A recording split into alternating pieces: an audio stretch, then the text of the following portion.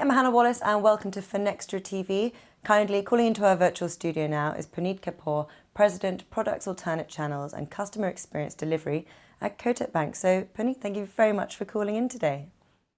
Thank you. My pleasure to be here today. It's good to have you on.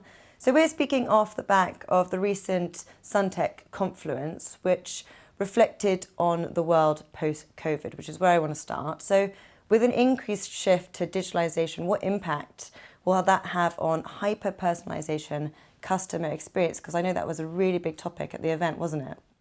Yes, it was. Yeah. And what we are seeing is a continuous, little bit of a change in the consumer behavior. As we all understand, one doesn't have clear visibility of when this pandemic is going to get over. And it's only hastened refit and rejig in consumer behavior. More and more engagements are today becoming remote and virtual. And in a way, it takes away that whole personal touch, because a lot of business, especially in financial services, is conducted on the premise and strength of the personal relationships and equations that you build.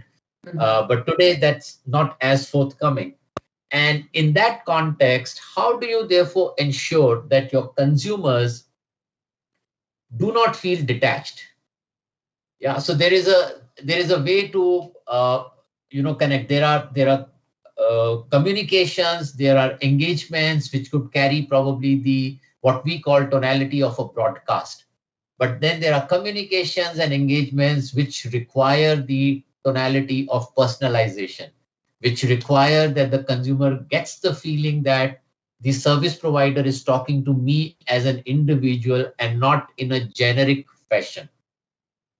As we see the things transitioning, this nuance actually becomes even more important going forward, because remote and virtual is the way things are going to get conducted. So you need to keep reaffirming the fact that the communication that I am sending to you, or the way I am connecting with you, it's actually for you and not generic in nature.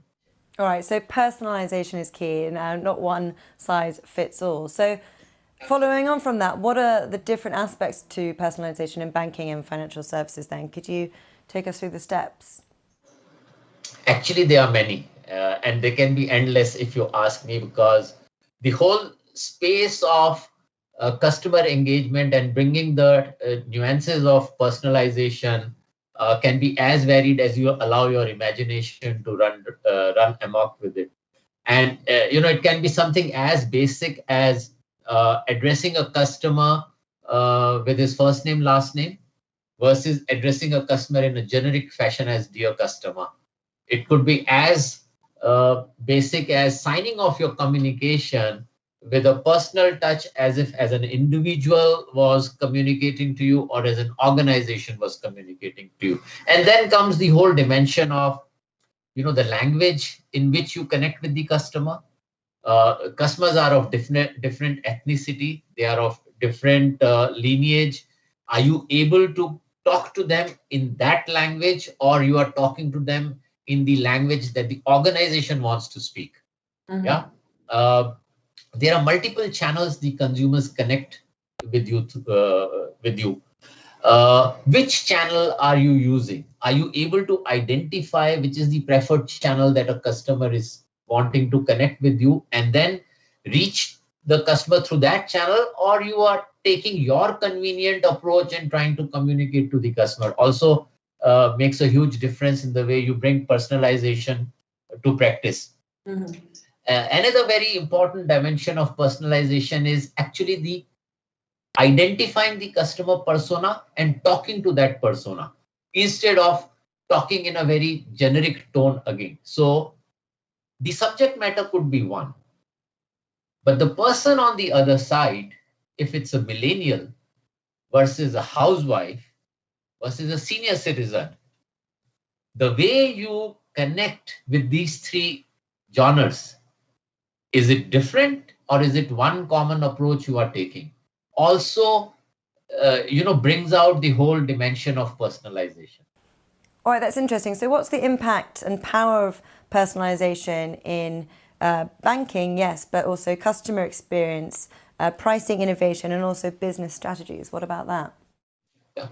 So as we all understand today, the customer is spoiled for choice. Number one. Number two, there is very minimal price elasticity, so to speak, in the BFSI space. Uh, and what's the one objective or goal most of the service providers are running with? They are running with how do you give correct and timely service to your consumers, which can translate into repeat purchase.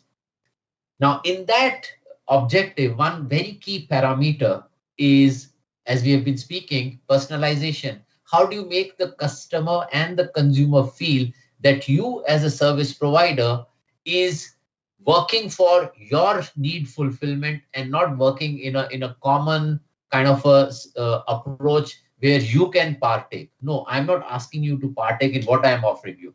Rather, I am offering you what actually fulfills your need.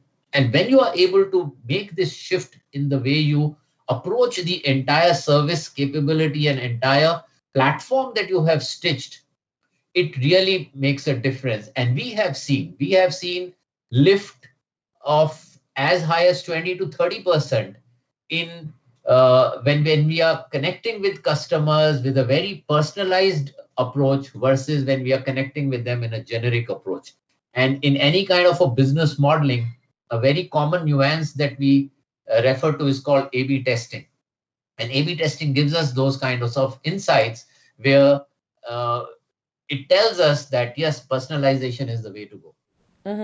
And there's quite a thin line between and balance between enhancing customer experience on the one hand and also potential business opportunity on the other, isn't there? So how do you balance the two? So, are we saying that one precedes the other or they tend to run concurrent? Actually, they run concurrent because your objective could be experience or your objective could be a business outcome. But the basic paradigms and the basic postulates remain the same. Because if you are hoping the customer to respond positively to how you are approaching the customer, there are certain nuances that you cannot compromise. You have to keep repeating them and you have to keep building on them. Yeah. And at the cost of repetition. Therefore, how you make the customer feel that here is a service provider who's reaching out to him for him and not for a common purpose makes the difference. Sure. Brilliant. Well, Puneet, thank you so much for calling in and sharing your insights on personalization. Some very good advice there as well. But we'll leave it there for now. And thank you to Suntec for setting this up. So thank you very much. Thank you.